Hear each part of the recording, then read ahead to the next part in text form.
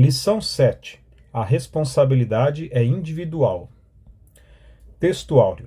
A alma que pecar, essa morrerá. O filho não levará a maldade do pai, nem o pai levará a maldade do filho. A justiça do justo ficará sobre ele, e a impiedade do ímpio cairá sobre ele. Ezequiel 18, 20. Verdade prática. Para além da responsabilidade individual, a palavra de Deus se posiciona contra o fatalismo, isto é, contra a ideia de que tudo está determinado por um rígido destino. Leitura diária. Segunda, Deuteronômio 24:16. Na lei de Moisés, cada um vive e morre pelos seus próprios atos. Terça, Eclesiastes 12:14. Os seres humanos são responsáveis pelos seus atos. Quarta, Jeremias 31:29. A parábola das uvas verdes e os dentes, um ditado falso. Quinta, Ezequiel 18, 2 e 3. Os exilados da Babilônia deviam rejeitar o uso dessa máxima. Sexta, Atos 17:30. Deus oferece oportunidade de arrependimento aos pecadores. Sábado, João 17:12. É possível o justo se desviar e perder a salvação. Leitura bíblica em classe, Ezequiel 18, 20 a 28. A alma que pecar, essa morrerá. O filho não levará a maldade do pai, nem o pai levará a maldade do filho. A justiça do justo ficará sobre ele, e a impiedade do ímpio cairá sobre ele. Mas, se o ímpio se converter de todos os seus pecados que cometeu, e guardar todos os meus estatutos, e fizer juízo e justiça, certamente viverá, não morrerá. De todas as suas transgressões que cometeu, não haverá lembrança contra ele. Pela sua justiça que praticou, viverá. Desejaria eu, de qualquer maneira, a morte do ímpio? Diz o Senhor Jeová. Não desejo antes que se converta dos seus caminhos e viva? Mas, desviando-se o justo da sua justiça, e cometendo a iniquidade, e fazendo conforme todas as abominações que faz o ímpio, porventura viverá? De todas as suas justiças que tiver feito, não se fará memória. Na sua transgressão com que transgrediu, e no seu pecado com que pecou, neles morrerá. Dizeis, porém, o caminho do Senhor não é direito. Ouvi agora, ó casa de Israel, não é o meu caminho direito? Não são os vossos caminhos torcidos? Desviando-se o justo da sua justiça e cometendo iniquidade, morrerá por ela. Na sua iniquidade que cometeu, morrerá. Mas, convertendo-se o ímpio da sua impiedade que cometeu, e praticando o juízo e a justiça, conservará este a sua alma em vida.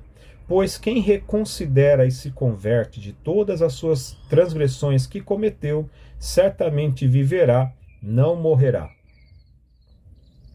Introdução. O ponto de partida desta lição é uma máxima muito usada em Jerusalém e também entre os exilados de Babilônia que diziam: os pais comeram uvas verdes e os dentes dos filhos se embotaram. Jeremias 31, 29, Ezequiel 18, 2. Com base nesse ditado, eles diziam que estavam sendo punidos por causa dos pecados de seus antepassados. Tópico 1. Sobre a máxima usada em Israel. Ponto 1. Uma máxima equivocada. O ditado popular, os pais comeram uvas verdes e os dentes dos filhos se embotaram, se baseava numa interpretação equivocada sobre o terceiro mandamento do Decálogo, Êxodo 20, verso 5, Deuteronômio 5, 9. A maldição não é hereditária, ela só permanece quando os filhos continuam nos pecados dos pais. Veja a expressão, daqueles que me aborrecem. É um princípio divino estabelecido desde a lei de Moisés, Deuteronômio 24:16. Isso é lembrado na história de Israel, segundo Reis 14, versos 5 e 6. Ponto 2. Jeremias e Ezequiel trataram do assunto. A palavra profética em Jeremias é escatológica. A seção de Jeremias 30 a 33 é o livro da consolação, que não foi editado separadamente como Lamentações.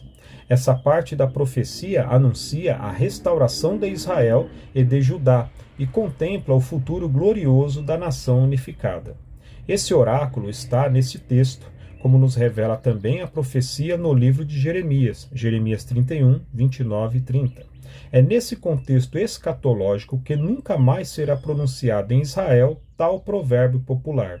Mas a proibição anunciada por Ezequiel é imediata. Ezequiel 18, 2 e 3. Ponto 3. O problema em nosso tempo. A doutrina das uvas verdes e dentes embotados, que predominou o imaginário popular de Israel, Jeremias 31, 29 e Ezequiel 18, 2, veio a ser parte do cardápio doutrinário de um movimento infiltrado em algumas igrejas conhecido como Batalha Espiritual. Essa parte do ensino é a conhecida extravagante doutrina da maldição hereditária. Quando alguém se converte a Cristo, deixa de aborrecer a Deus. Logo, essa passagem do terceiro mandamento do Decálogo não pode se aplicar aos crentes, Romanos 5, 8 a 10, pois eles se tornam em uma nova criatura, pois as coisas velhas já passaram, e eis que tudo se fez novo, 2 Coríntios 5,17. Devemos orar e agir para que esses ensinos equivocados não prosperem em nossas igrejas. Judas, verso 3. Tópico 2. Sobre a salvação para todos os seres humanos. Ponto 1. Há esperança para o pecador, versos 21, 22 e 23. Essa ideia está muito clara no capítulo inteiro, que, para não deixar dúvidas, Ezequiel afirma de maneira direta, versos 4 e 20, reiterando diversas vezes com exemplos claros e ilustrações. A vontade de Deus é a salvação de todos os seres humanos, para que ninguém se perca, e nisso o profeta antecipa o pensamento do Novo Testamento. João 5,40, 1 Timóteo 2,4, 2 Pedro 3,9. Ponto 2. Refutando um pensamento fatalista, verso 20. Tanto os exilados na Babilônia como os que estavam em Judá e em Jerusalém acreditavam ou se justificavam numa ideia falsa de que estavam pagando pelos pecados dos pais, mesmo depois da destruição de Jerusalém. Lamentações 5:7. Deus proíbe o uso desse ditado popular porque a responsabilidade é individual. O profeta Ezequiel fecha a porta fatalista do imaginário popular do povo de Judá e dos exilados de Babilônia. Ele torna claro o pensamento bíblico da responsabilidade individual de maneira textual e direta, verso 20. A palavra alma, nesse contexto, significa a própria pessoa. Ponto 3. Duas situações, versos 2, 22 e 24. O profeta explica com clareza os oráculos divinos sobre a relação de Deus com os seres humanos.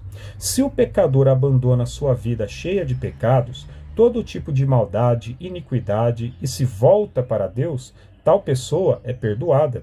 E se fizer juízo e justiça, certamente viverá, não morrerá. Versos 21 e 22. Mas, se pelo contrário, o justo se desviar de sua justiça e cometer injustiça e iniquidade, conforme todas as abominações que faz o ímpio, de todas as suas justiças que tiver feito, não se fará memória, na sua transgressão com que transgrediu, e no seu pecado com que pecou, neles morrerá. Verso 24. É possível sim o salvo perder a salvação temporariamente, Lucas 15, 32, ou definitivamente, 2 Pedro 2, 20 a 22. Tópico 3. Sobre a reação de Israel. Ponto 1. Uma pergunta retórica, verso 25. Na verdade, são duas perguntas. Não é o meu caminho direito? Não são os vossos caminhos torcidos? A pergunta retórica não espera a resposta. Trata-se de uma afirmação em forma de pergunta. É o que Javé afirma nessa passagem. Esses recursos estilísticos são frequentes nas Escrituras. Veja esses exemplos. Não é Arão, o levita, teu irmão? Êxodo 4:14.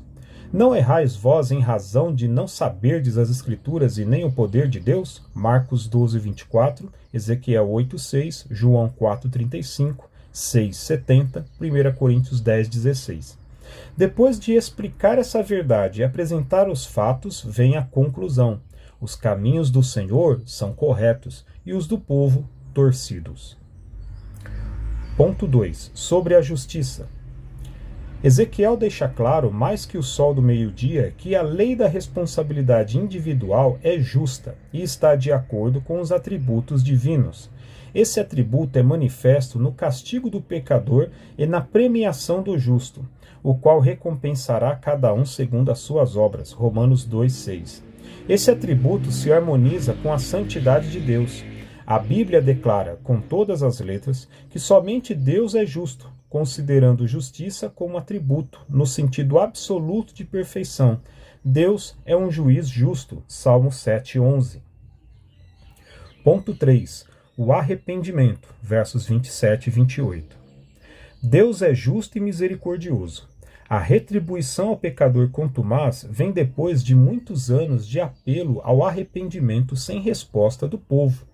A resposta dada aos críticos deixa claro também que, mesmo o ímpio na sua impiedade, deixando o pecado e voltando a praticar a justiça, tem o perdão. Todos precisam de arrependimento e buscar o perdão de Deus e não acusar o próprio Deus. Isaías 55, 6 e 7, Atos 3, 19. Essa história se repete em nossos dias porque é tendência dessas pessoas culparem a Deus pelas suas mazelas. Devemos levar a palavra de Deus a essas pessoas, pois nenhuma felicidade pode ser plena sem Jesus. Conclusão. Depois de refutar o imaginário popular de que estivesse sendo... Conclusão. Depois de refutar o imaginário popular de que Deus estivesse sendo injusto pelo castigo do povo, o profeta chama os seus leitores para uma reflexão. Esse discurso soteriológico é muito importante e continua atual na vida da igreja e na pregação cristã. É nossa responsabilidade levar essa mensagem aos perdidos da terra. Amém.